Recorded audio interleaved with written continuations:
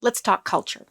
Our culture calendar is something that we build right in the beginning of the year or sometime during the summer before we start the year. Basically, those are the events that are going to happen throughout the year. They're going to be the fancy Friday lunches and the pickleball tournament and the kickball tournament and the flash mobs in the cafeteria, whatever else that we're doing. It doesn't always have to be around a holiday. It can be around any time, like the Monday you come back from vacation. I always like to do something special when we come back from vacation because I'd rather have kids look forward to coming back versus counting the days before they leave.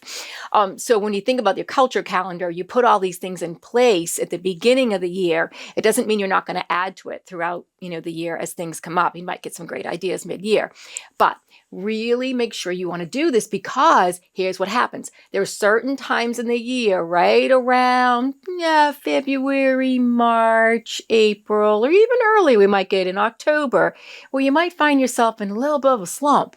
I need a little bit of recharge. Like, how you come out of a gate or a workshop and you're like, yeah, we're doing this. So if you have that calendar built with ideas and you find around March you need that shot in the arm, you go to that calendar and say, oh yeah, we got this coming up. Because even Green Sock Day is better than not knowing how to recharge throughout the year.